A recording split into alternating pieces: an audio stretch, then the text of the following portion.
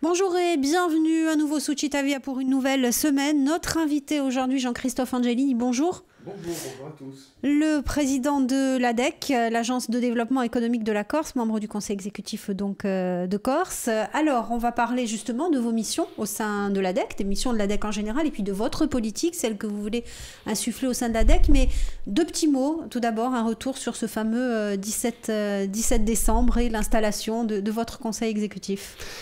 Mais écoutez, un petit mot d'abord pour saluer les auditeurs et ceux qui par milliers écoutent Alta et que je tiens à remercier pour leur attention et pour leur écoute. Il va de soi que ce 17 décembre a été vécu par nous tous, et je dis, en disant par nous tous, je dis au-delà, je pense dire au-delà des nationalistes ou de ceux qui ont voté pour la liste Péagor-Siga par tous les Corses ou par un très grand nombre d'entre eux, comme un moment fondateur.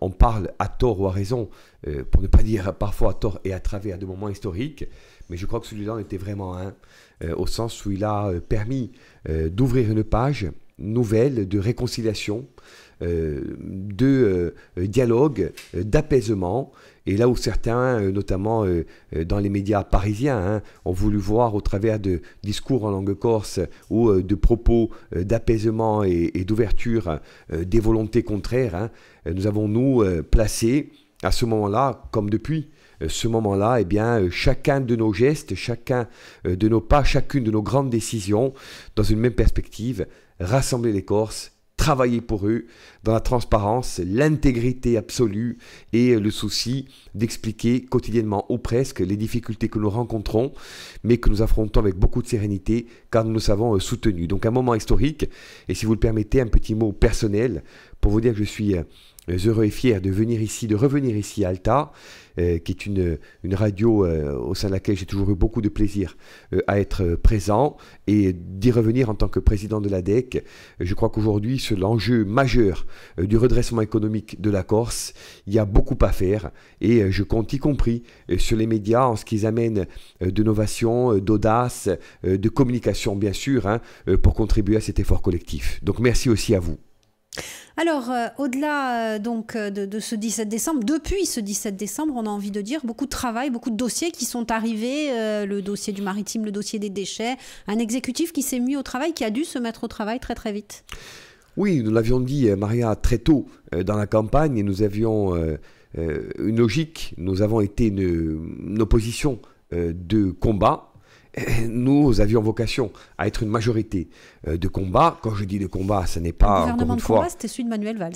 Alors, je laisse au Premier ministre Manuel Valls le choix des termes. Ce qui est sûr, c'est que nous ne sommes pas du tout dans les mêmes logiques. Et lorsque l'on parle ici de majorité, ou de gouvernement d'ailleurs, de combat, c'est bien pour dire, d'une part, qu'il y a une articulation permanente entre les deux groupes de la majorité territoriale, celui de Femoagor-Siga, celui de Corsica Libera, qui constitue donc l'intergroupe Péagor-Siga, l'Assemblée de Corse en général, au travers notamment de son président, et le Conseil exécutif dans sa pleine collégialité, car nous n'avons pas voulu continuer en tuyau d'orgue avec des offices et agences évoluant séparément, pour ne pas dire en opposition, comme on a pu le constater lors de la mandature écoulée, et plus généralement, comme depuis des années, pour ne pas dire des décennies.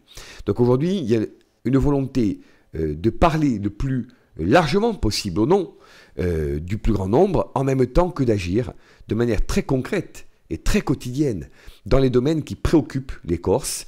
Vous en avez cité deux, les déchets et les transports. Nous sommes là aussi dans un principe de collégialité.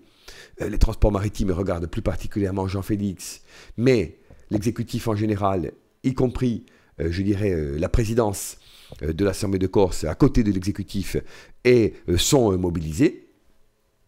Vous avez parlé des déchets qui concernent plus particulièrement Agnès en sa qualité de présidente de l'Office de l'Environnement, mais j'ai eu l'occasion à maintes reprises de l'accompagner, de travailler avec elle, car je pense que les déchets ne sont pas qu'un problème, je dirais, de santé publique ou de bonne marche de notre société, c'est aussi un sujet économique.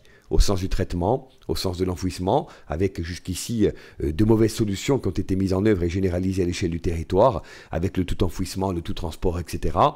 Nous sommes opposés, pour la parenthèse, et à l'incinération pour des raisons historiques et connues de tous, et à l'exportation pour des raisons de toute nature. Et nous pensons que la Corse a la vocation à transformer un problème en solution et à faire de quelque chose qui nous empoisonne la vie au propre comme au figuré, un sujet économique au sens plein. Donc là aussi, collégialité, partenariat, collaboration, sur tous les sujets économiques, sur lesquels je suis pleinement et quotidiennement mobilisé, car je considère que c'est une urgence absolue. Je travaille en parfaite collaboration, et pour l'essentiel, avec Nanette Maupertuis au titre de la TC et Jean-Félix au titre des transports sous la conduite, ce qui est la moindre des choses, du président du conseil exécutif de Gilles. Donc, vous le voyez bien, une collégialité, pas de querelle d'ego, pas de culte de la personnalité, pas de précaré. Les gens attendent de nous de l'efficacité, pas des discours, pas des incantations, des actes, des gestes et des projets. Donc, c'est la philosophie que je veux porter en tant que président de l'ADEC, et je ne veux pas la porter dans de grandes incantations, dans des envolées lyriques. Je veux la porter par autant de gestes quotidiens, parce que l'économie est quelque chose qui transcende les questions idéologiques et qui doit aujourd'hui susciter une mobilisation générale. Il y a trop de chômeurs, il y a trop d'entreprises qui souffrent, il y a trop de porteurs de projets qui sont en déshérence. Il faut les rassembler et travailler en leur faveur.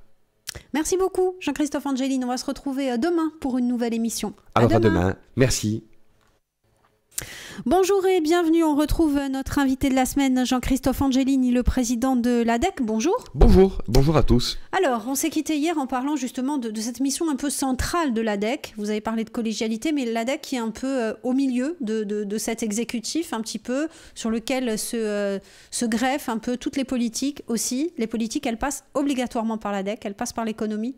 Qui gouverne aujourd'hui, l'économie ou le politique?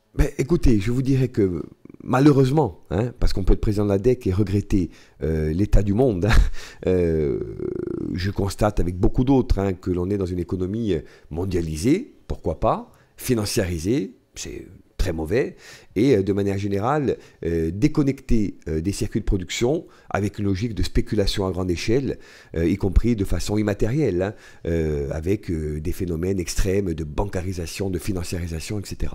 Cette marche du monde, elle m'inquiète, et en même temps je me dis qu'il ne suffit pas de s'en inquiéter, et que quand bien même n'avons-nous pas ici les moyens, il faut être sérieux et humble, de l'affronter, de la contrarier, nous pouvons au moins générer un type de développement économique et social qui soit réussi, parce que solidaire, durable et partagé. En même temps, le temps n'est pas non plus aux économies planifiées, aux économies de rente, aux économies basées sur la surreprésentation et sur une présence maximale de la fonction publique pour des raisons évidentes. C'est qu'il convient certes d'adosser le développement économique au service public et au secteur public en général, mais il convient en même temps de constater, pour des raisons simples, liées aux tensions sur les financements publics notamment, que la Corse ne peut plus baser son développement et son taux d'employabilité, entre guillemets, sur la seule fonction publique et sur la logique de rente telle que constituée au fil des décennies passées. Donc il faut aujourd'hui se tourner vers l'entreprise privée, très simplement. Il faut tenir un discours de vérité. Est-ce que la Corse va bien? Non, elle ne peut pas aller bien, parce qu'il y a 22 000 chômeurs, parce qu'il y a 30, 40, 50 000 personnes qui côtoient les seuils de pauvreté, de grande précarité, parce qu'il y a un nombre record de RSA, de minima sociaux, etc., avec en même temps, quoi qu'en disent les uns ou les autres, un taux de mortalité de nos entreprises qui demeure préoccupant, une difficulté pour nos chefs d'entreprise à se projeter concrètement sur le terrain du quotidien, avec notamment une question fiscale qui est lancinante et qui est très préoccupante, des difficultés parfois à se projeter sur la scène internationale, avec de l'export, de l'innovation, etc. Donc en clair, Maria, mon objectif en tant que président de l'agence, c'est d'accompagner la mutation de l'économie. Aujourd'hui, on est sur une économie, je l'ai dit souvent, nous l'avons dit tout au long des mois écoulés, les uns et les autres, de rente. Il nous faut passer une économie de production. Et il faut que l'agence accompagne cette mutation, car nous n'avons plus le temps aujourd'hui de la projeter, de l'envisager. Il faut très concrètement la réaliser, la faire vivre. Ça passe par quoi? Soyons concrets là aussi. Écoutez, ça passe par des actes forts dans une dizaine de grands domaines, et je vais les citer très vite. Premier domaine. Il y a deux secteurs qui ont dominé l'économie insulaire au cours des 20 ou 30 dernières années. Le tourisme et le bâtiment, en gros. Faut-il abandonner le tourisme ou le bâtiment? Bien sûr que non. Mais il faut les revisiter. Le tourisme, parce qu'aujourd'hui, doit s'inscrire de manière beaucoup plus forte et opérationnelle dans les grands circuits mondiaux. La Corse, à certains égards, y compris au regard de sa politique de transport, apparaît comme étant hors marché. 80% de notre clientèle est d'origine française. Nous ne sommes pas connectés au hub, au grand flux d'échanges. Nous devons remettre la Corse dans une situation géographique et économique évidente, la Méditerranée et l'Europe du Sud, et en même temps la connecter par une politique de transport efficace à l'ensemble des grandes capitales et des grands bassins émetteurs d'Europe. J'ajoute d'ailleurs que nous avons la question du taux de retour. Sur les 3,5 millions ou presque de touristes qui visitent annuellement la Corse, quel retour réel pour l'économie?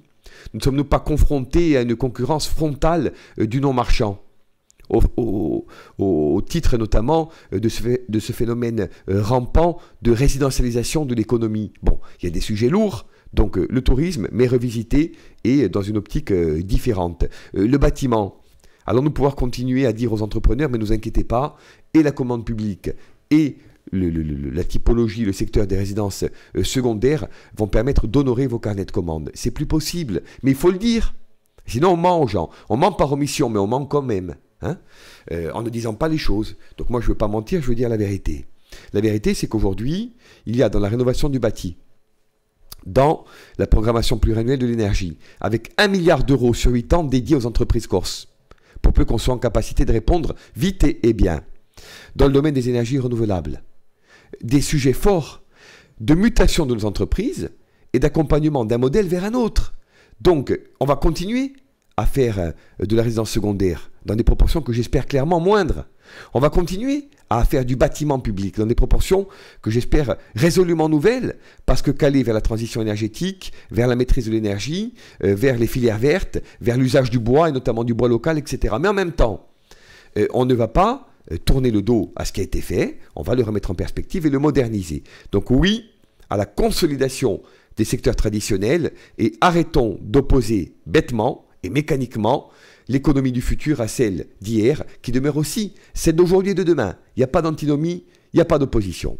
Vous parliez de 5 millions d'euros, la rénovation énergétique, on les prend où? Non, je parlais d'1 milliard d'euros. D'un milliard d'euros, et on les prend très simplement dans la PPE, puisque la programmation pluriannuelle de l'énergie a été votée il y a un mois. On ne l'a pas assez dit, bizarrement, mais ça a été signé, me semble-t-il, par Ségolène Royal Escalité en tant que ministre. Hein, et au terme d'un long parcours qui a conduit l'Assemblée à délibérer et à demander, je dirais, des éléments de programmation financière en matière énergétique, nous avons obtenu une enveloppe globale de 3 milliards d'euros qui va se répartir en gros sur les questions liées au gaz, sur les questions liées au parc, aux infrastructures, etc. Et bien sûr, sur les questions plutôt liées à la rénovation du bâti dans le cadre de la PPE et de la transition énergétique. Alors, je ne voudrais pas assommer nos auditeurs de considérants techniques et d'acronymes barbares, mais la vérité, c'est qu'aujourd'hui, il y a une enveloppe d'1 milliard d'euros sur 8 ans, Maria, avec un nombre d'emplois qui est chiffré. On nous annonce 5 000 emplois créés en Corse à l'horizon 2023. Là, on est concret. Est-ce qu'on obtiendra 5 000 emplois? Je ne sais pas. Mais ne fût-ce que la moitié. 2 à 3 000 emplois créés dans un domaine innovant, avec des gens formés, qualifiés, bien rémunérés, qui travaillent dans leur pays. C'est considérable. Mais si on s'en tient à la logique qui a prévalu aux travaux de l'ancien exécutif, c'est Fabienne qui s'occupe de ces questions-là. Et c'est très bien. Et là, bien sûr, ma confiance et mon amitié. Dans la logique nouvelle, l'ADEC, sur le volet entreprise, va travailler main dans la main avec l'agence de l'urbanisme sur le volet programmation de l'énergie. Donc vous le voyez, une collégialité, une méthode et une culture du résultat, pas de l'affichage. Et en même temps, pour finir, un déploiement d'énergie considérable sur l'économie de demain. L'innovation, le numérique. Enfin, je vous cite une anecdote qu'on me racontait il y a peu.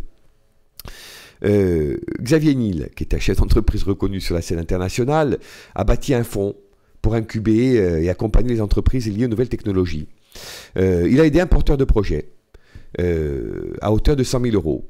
Ce même porteur de projet a vendu son entreprise ou son produit ou son travail, dirons-nous, à Google pour 20 millions de dollars. Il s'appelle Dominique Leca. Il est corse. Vous avez Campusplex avec Sébastien Simoni. Vous avez Inidia avec l'incubation d'entreprise. Vous avez Pierre-Noël Louis avec Oscaro qui fait un travail remarquable, notamment en matière de recherche et développement. Vous avez Corsicantec. Vous avez des tas d'initiatives. Mon rôle aujourd'hui, c'est pas d'en planifier l'existence, c'est de les coordonner parce que je pense que la Corse a un devenir assuré et prospère dans le domaine de l'innovation. On a une université qui forme des jeunes compétents, prêts à s'investir. On a un tissu entrepreneurial qui est prêt à s'adapter à cet enjeu de modernité. Et on a une ADEC qui est dorénavant résolument engagée aux côtés de tous. Donc on va y arriver, il n'y a pas de raison. Tous les pays du monde ont basé une partie de leur développement sur le numérique et sur l'innovation, on va le faire. Pas que dans le numérique d'ailleurs, parce que l'innovation, ce sont les cosmétiques, c'est l'agroalimentaire, ce sont toutes ces choses qui concourent à un développement moderne. Donc il y a cet enjeu-là, mais je n'oublie pas tout le reste. Est-ce que vous trouvez normal que la Corse aujourd'hui ne soit pas couverte suffisamment en matière de haut débit ? La montée en débit de l'île, il faut arrêter d'en parler, il faut la faire. Donc aujourd'hui, c'est clair, on va acter de manière critique le bilan des dernières années. Et on va dire maintenant, on réussit la montée de la Corse en débit et on fait de la politique de l'innovation, y compris sur ces sujets-là, un enjeu central du développement des 20 prochaines années. Donc là, il y a l'économie du futur qui est en train de se bâtir. Il ne faut pas passer à côté. Merci beaucoup, Jean-Christophe Angeli. Merci Maria. À demain. Bonjour et bienvenue, on retrouve notre invité de la semaine, le président de l'ADEC, Jean-Christophe Angelini. Bonjour. Bonjour. Alors, cette cette agence du développement économique de la Corse, on a parlé un petit peu hier donc des dispositifs que vous comptez mettre en place. Vous nous avez parlé de choses qui existent et de choses à inventer. C'est quoi ces choses à inventer ? Je vous dirais, pour être à la fois lucide et un peu cruel, qu'on n'a pas forcément vocation à tout inventer, mais à faire ce qu'on appelle en langage moderne et un peu barbare du benchmarking. Il faut regarder comment les choses évoluent ailleurs. La Corse a du retard, clairement, dans des domaines stratégiques pour le développement économique et social. Il faut qu'on les considère. J'ai cité hier la question du numérique et de l'innovation en général, parce que je pense qu'elle est au cœur de nos politiques publiques pour les années qui viennent. Je vous rappelle quand même que la Corse, en gros, sur l'innovation, c'est 0,2% du PIB. Je crois que c'est 0,7 en Sardaigne et jusqu'à 2 et 3 points ailleurs. Bon, ça doit être pour nous du x10 dans 5 ans. Donc là aussi, vous voyez une culture du résultat et un objectif que l'on affiche. Faire que l'innovation représente 2% du PIB à une horizon de temps, pas de temps, relativement court. Donc ça, c'est engagé. Mais c'est engagé formellement. Maintenant, il faut mobiliser tous les acteurs. Donc moi, je profite de l'opportunité que vous m'offrez pour dire, y compris sur vos ondes, tous les acteurs de l'innovation, par le numérique, mais pas seulement, encore une fois, ont vocation à se fédérer et agir en synergie. Pour le reste, vous avez, on l'a dit, des filières qui peuvent sembler plus traditionnelles, mais qui sont pourtant d'une modernité réelle. Je prends le cas du bois, on l'a dit durant la campagne. L'Isère a une surface forestière comparable à la nôtre. Elle a créé 10 000 emplois au cours des années passées. La Corse a une surface comparable à celle de l'Isère. Elle est propriétaire des forêts territoriales, puisque au terme de la loi de 2002 dite Jospin, nous avons récupéré une grande partie du domaine forestier. Elle a des communes qui sont propriétaires d'une partie également du domaine forestier. Et elle a bien sûr la forêt privée, qui est gérée de manière dynamique par le CRPF, que préside Daniel Luccioni. Elle a créé et consolidé 800 emplois. Il y a un delta de 9 000 emplois sur une surface forestière comparable. Il y a un problème. Bon, donc là, on va s'y atteler. C'est quoi les emplois du bois, par exemple ? Les emplois du bois, si vous voulez, ce sont des emplois qu'on dit de première transformation, scierie, etc., de deuxième transformation, où il y a là un gisement d'activité considérable, la menuiserie, les charpentes, tout ce qui relève, je dirais, des prescriptions du quotidien, l'éco-construction, etc. Je rappelle que le bois, dans les actes de construction, c'est 1% en Corse d'intégration, alors même qu'en Europe du Nord, on atteint des chiffres tout à fait considérables. Donc aujourd'hui, on est clairement dans un sujet d'intégration du bois à l'éco-construction, à la construction en général, et bien sûr de valorisation, y compris, vous le savez, c'est un sujet qui me passionne, en matière énergétique. Moi, j'ai présidé pendant longtemps... La biomasse, ça ne recueille pas forcément l'assentiment de la majorité de la population. Alors, tout dépend, Maria, comment elle est utilisée. Si on parle de biomasse en termes, je dirais, plus classiques, de réseaux urbains, de chauffage ou de climatisation d'ailleurs, puisqu'on peut refroidir avec le bois et la biomasse.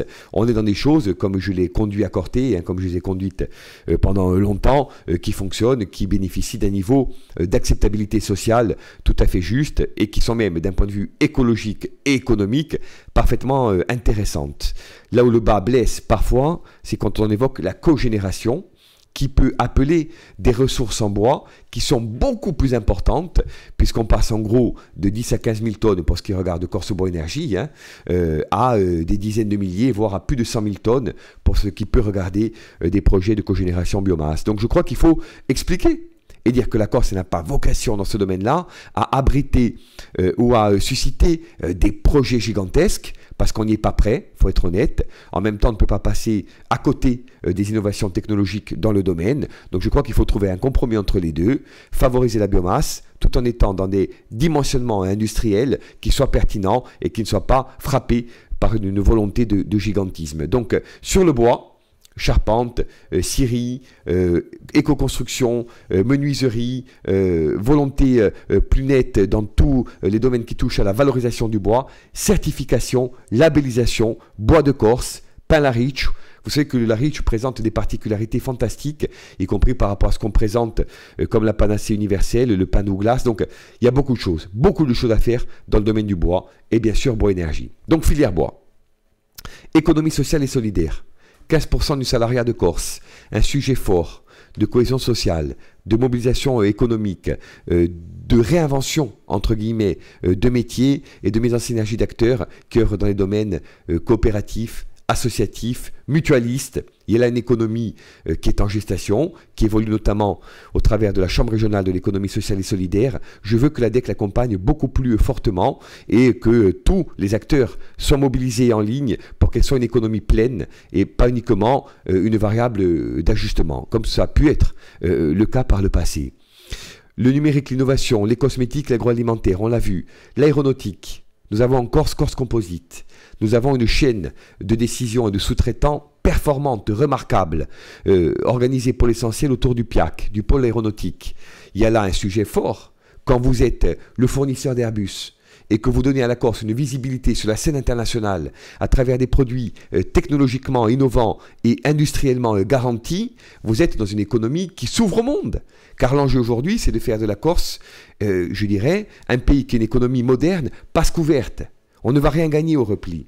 On ne va rien gagner à une espèce de tentation frileuse de revenir à ce que nous avons été. Il faut affronter la modernité et il faut la réguler et la mettre en ligne à notre profit. Il ne sert à rien de vouloir faire Cuba en Méditerranée. On n'y arrivera pas. Ce qu'il faut faire aujourd'hui, c'est ouvrir la Corse sur le monde. Et tous ces sujets-là sont des sujets extraordinairement porteurs. J'en ajouterai d'autres qui me tiennent à cœur. Toute la question de l'eau. Je ne comprends pas que ce pays, qui reçoit 9 milliards de mètres cubes d'eau par an, peine à en valoriser 1%. Je ne comprends pas aujourd'hui que sur le sujet de l'hydroélectricité, dans le cadre de la diversification du bouquet énergétique et de l'autonomie de la Corse à 20 ou 30 ans, on n'avance pas davantage sur la valorisation des cours d'eau. Je ne comprends pas qu'en Corse, on n'arrive pas à avoir, y compris sur des sujets connexes comme le thermalisme, une politique plus ambitieuse, bien que l'ADEC ces derniers temps ait pu lancer ou conduire un certain nombre d'études. Donc, il y a là des sujets qui sont importants, énergie renouvelable, nouvelles technologies, au confluent du monde traditionnel et du monde nouveau, avec bien sûr un accent qui me paraît capital sur l'articulation entre agriculture de production et économie moderne. L'enjeu de la Corse, c'est de produire ce qu'elle consomme, en une formule. Pas tout, on n'y arrivera pas, mais pas non plus 5 ou 10% comme c'est le cas aujourd'hui. Une économie moderne, c'est d'abord une économie qui produit. Merci beaucoup, Jean-Christophe Angeline. À demain. Merci, à demain. Bonjour et bienvenue, Jean-Christophe Angeline, le président de l'ADEC est notre invité durant toute cette semaine. Bonjour. Bonjour.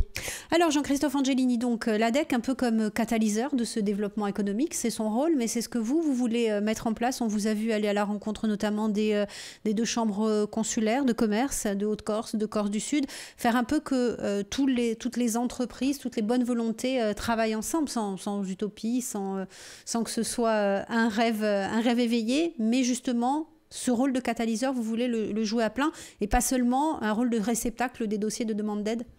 Exactement, vous avez abordé en une question d'autres sujets qui me paraissent déterminants. Le premier, dirais qu'il relève de la culture politique qui est la nôtre. Je vais commencer par ça.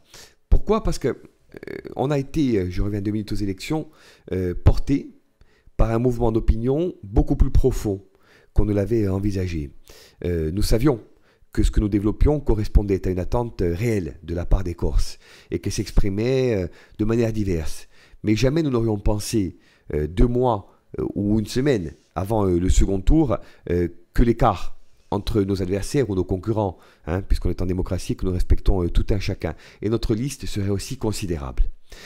Cela traduit, il faut être lucide, un degré d'adhésion à notre démarche, bien sûr, mais également un degré de refus des pratiques anciennes et, je dirais, une forme de volonté de faire les choses autrement, pas de manière incantatoire. J'y reviens comme un fil rouge, mais c'est capital, de manière concrète, opérationnelle, datée, chiffrée, phasée, évaluée. Donc aujourd'hui, c'est ce que nous faisons dans tous les grands domaines de l'action publique. À partir de là, quand on développe la question économique, on dit voilà, l'ADEC, c'est une boutique qui distribue des aides à l'emploi, etc. Alors, un mot rapide sur les aides. Et un mot cruel, même si je ne veux pas jeter le bébé avec l'eau du bain et considérer que tout ce qui a été fait jusqu'ici est négatif, loin s'en faut. Nous sommes peu lisibles. Le règlement d'aide est trop touffu. Le régime des soutiens est trop complexe. Un chef d'entreprise qui nous sollicite pour un sujet quel qu'il soit ne me semble pas globalement satisfait du traitement qui est offert, non pas parce que les agents ou l'agence en général ne seraient pas à la hauteur, c'est précisément le contraire, parce que nous avons au fil des années manqué d'actualisation et de modernisation. Nous n'avons pas avancé au même rythme que l'économie, au profit de laquelle nous sommes pourtant censés exister et vivre au quotidien. Et l'ADEC de 94 ou de 97 ne peut plus être celle de 2016. Donc il faut clairement actualiser nos stratégies, notre règlement d'aide et être à la disposition des entreprises, alors même que certaines entreprises ont aujourd'hui l'impression d'être à notre disposition. Monter un dossier d'aide ne peut pas relever d'un parcours du combattant. Et de la même manière qu'on ne peut pas attendre des mois, voire des années, pour qu'un dossier soit instruit, et encore quelques mois supplémentaires, pour ne pas dire quelques années de plus, pour qu'un dossier soit payé. Ça n'est pas possible. Il faut que l'ADEC gagne en fluidité, en lisibilité, en réactivité. Je disais, est-ce que c'est la faute de l'agence? Un peu, mais ce qui est certain, c'est que ça n'est pas la faute des agents. J'ai trouvé à l'ADEC, non pas par flagornerie aujourd'hui ou pour exagérer les choses, mais des équipes motivées, dynamiques, compétentes, des jeunes formés ici pour la plupart, prêts à s'investir et qui s'investissent au quotidien depuis des années, des décennies pour certains d'entre eux. Je pense juste qu'il faut reformater l'agence, qu'il faut la réorganiser et qu'il faut que le président la dynamise. Donc c'est là mon enjeu et je le reliais à la mobilisation électorale du 13 décembre, car on ne peut pas déconnecter les deux. On a reçu un mandat de la part des Corses, Maria. On n'est pas là pour que ça ronronne. On est là pour que ça vive et que ça se développe. Donc moi, c'est mon ambition. Avec beaucoup d'humilité, on se connaît. Je ne suis pas dans une démarche prétentieuse d'affirmation péremptoire. J'ai beaucoup d'humilité, je doute beaucoup, je m'interroge, mais en même temps, je suis déterminé. Parce que c'est la situation économique de la Corse qui l'exige, et c'est le mandat que nous avons reçu des Corses qui le commande. Et un dernier mot pour dire que l'année 2016, elle doit voir très concrètement la Corse adopter 2 schémas. Un schéma d'innovation de l'enseignement supérieur. Josepha en particulier aura piloté avec d'autres son élaboration partagée. Et l'ADEC, avec Nanette Maupertuis et Jean-Félix Aquavive, et beaucoup d'autres, aura à piloter l'élaboration du schéma régional du développement économique, de l'innovation et de l'internationalisation. C'est un schéma qui a été voulu par le législateur dans le cadre de la loi NOTRe et qui, je dirais, commande aux régions et ici à la collectivité territoriale et à la Corse d'édicter des prescriptions plus nettes en matière d'économie, de financement de l'économie, de diversification du modèle, etc. Nous avons une année. Ça va être l'occasion, vous l'avez dit, et je terminerai par ça, de rassembler tous les acteurs. Quand j'ai été désigné par le président du conseil exécutif et par le conseil en général à la présidence de l'ADEC, j'ai voulu aller sur le terrain. Et j'y vais à raison de plusieurs visites par jour, parce que je pense que c'est d'abord le monde économique qui doit nous dire ce qu'il attend de l'agence, bien plus que l'agence doit dire ce qu'elle attend du monde économique. Et c'est la raison pour laquelle je continue ce parcours qui est dur, qui est harassant, mais qui est passionnant, parce qu'il implique une rencontre, un échange auprès des chefs d'entreprise, des tribunaux de commerce, des chambres de commerce, des chambres de métier, des organisations professionnelles au quotidien. Non pas à l'ADEC, en mode boîte noire, à huis clos, en catimini, mais sur le terrain, de manière démocratique, transparente et ouverte. Ça, c'est capital. Et au bout de ce parcours, il y aura bien sûr l'animation des groupes de travail que je veux dédier avec mes collègues à l'élaboration du schéma, en même temps, bien sûr, que la finalisation de toutes les actions engagées, parce que vous l'avez compris, on ne va pas attendre la fin de l'élaboration du schéma pour agir au service de l'économie. En parallèle, on œuvre au quotidien dans tous les grands secteurs et dans tous les grands domaines techniques, action collective, aide à l'emploi, aide aux entreprises en difficulté, soutien à l'exportation, autant de sujets clés sur lesquels on est mobilisé H24 au service de l'entreprise et de l'économie. Merci Jean-Christophe Angelini, à demain. Merci, à demain. Bonjour et bienvenue, dernier rendez-vous de la semaine en compagnie du président de l'ADEC, Jean-Christophe Angelini. Bonjour. Bonjour, bonjour à tous. Alors, on a abordé un petit peu toutes de très nombreuses thématiques, même si forcément ce n'était pas exhaustif parce qu'il reste beaucoup de choses à faire. Vous nous l'avez dit depuis lundi. 2 ans, ça suffira pour tout faire? Non, bien sûr que non. Il faudrait être présomptueux ou fou pour penser le contraire. En même temps, 2 ans, c'est une durée pertinente pour asseoir une ligne de projet et des éléments de méthode. Une ligne de projet, on l'a vu tout au long de la semaine, Maria, et je vous remercie une nouvelle fois de m'avoir permis de le faire, on est dans la volonté de changer de paradigme, mais pas de manière formelle ou incantatoire, ou discursive, entre guillemets, de manière opérationnelle et concrète. En faisant en sorte que l'agence optimise ce qui fonctionne, abandonne ce qui n'a pas marché, et mette en perspective et innove dans tout ce qui reste à faire. Ça c'est clair, et c'est la ligne de projet sur la base d'une construction simple, celle de l'économie corse des 20 prochaines années. En même temps, on l'a vu, il faut asseoir une méthode, qui ne peut pas être une méthode ancienne. Et la méthode ancienne, elle a emprunté des chemins très différents.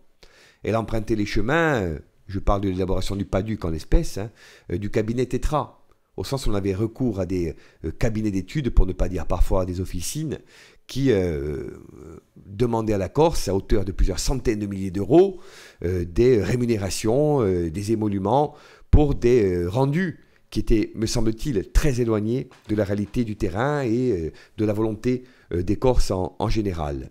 Elle a emprunté les chemins de la prestation extérieure, du recours systématique à un certain nombre d'outils. Bon, moi je crois qu'aujourd'hui, la Corse est là, en son sein, des ressources et des compétences, publiques et privées, je n'oppose pas les deux, qui méritent qu'on les mobilise différemment. Il y a à l'agence, je l'ai dit tout au long de la semaine et notamment hier, des compétences fortes qu'il faut aujourd'hui revaloriser et remettre en synergie au profit et en faveur du développement économique et social. Donc aujourd'hui, une méthode, l'ouverture, le partage, la rencontre. Je vous cite 2 sujets concrets. Les entreprises en difficulté. Et aujourd'hui, des tas de chefs d'entreprise qui rencontrent, de manière conjoncturelle ou passagère, ça arrive à tout le monde, comme de manière parfois plus structurelle, parce que reposant sur un modèle de gestion à revoir, parce qu'étant sur un marché qui est en crise, parce qu'étant sur un secteur qui est en difficulté, qui rencontrent donc des difficultés. Je m'aperçois que le dispositif global de détection, d'accompagnement et de prise en charge n'est pas pertinent. En clair, on aide les gens tard et mal. Et on les aide trop tard souvent. Et on les aide au travers de fonds qui sont mobilisés par l'ADEC et d'outils qui reposent exclusivement sur l'agence, au sens où, par exemple, nous avons mobilisé l'an dernier près de 2 millions d'euros, 1,8 million exactement, à l'époque de mon prédécesseur, et c'était très bien, mais dans des modalités qui ne me semblent pas adaptées à la réalité d'une entreprise qui est en difficulté. Donc aujourd'hui, on le voit, ça repose financièrement sur l'ADEC et très en amont sur le tribunal de commerce, que je salue d'ailleurs, puisque j'ai des échanges particulièrement instructif, tant avec le président Sky qu'avec le président Tchermolach.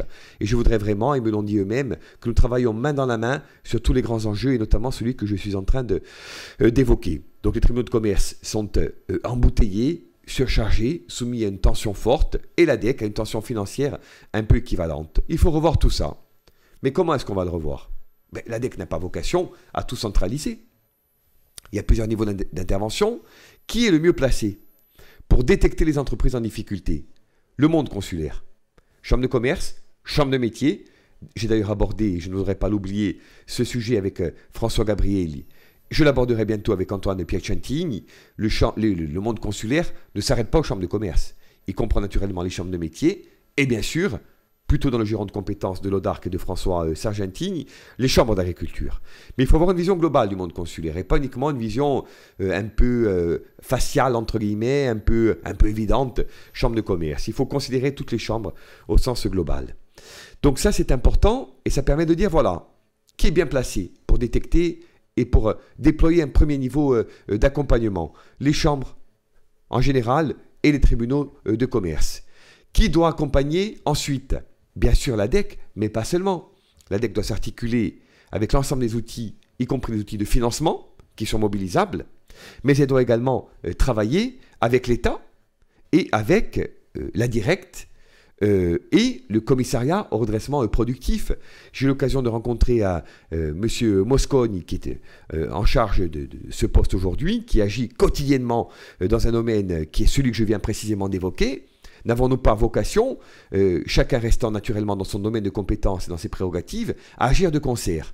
Donc là, il y a un exemple de chaîne organisée qui aujourd'hui n'existe pas, que je veux mettre en œuvre en ma qualité de président de l'agence, entre le monde consulaire, pour la détection et le premier niveau d'accompagnement, le monde institutionnel au travers de l'agence à titre principal, mais pas seulement, l'État au travers du commissaire au redressement productif et de la directe notamment, et bien sûr les outils de financement. Parce que si on détecte plus tôt, on accompagne mieux. Et si on accompagne mieux, on sauve davantage. Ça, c'est un credo. L'entreprise en difficulté, non pas dans une approche défensive, mais dans une approche dynamique, est un sujet clé pour l'avenir. Deuxième sujet très vite, cession, reprise, transmission. Il faut que les corps se sachent, mais ils le savent, qu'on va avoir un pic de départ à la retraite, qui est un phénomène démographique normal, naturel, de plusieurs milliers de chefs d'entreprise. On évoque même le chiffre de 8 à 10 000 cessions, reprises ou transmissions d'entreprises et d'activités dans la décennie. C'est colossal.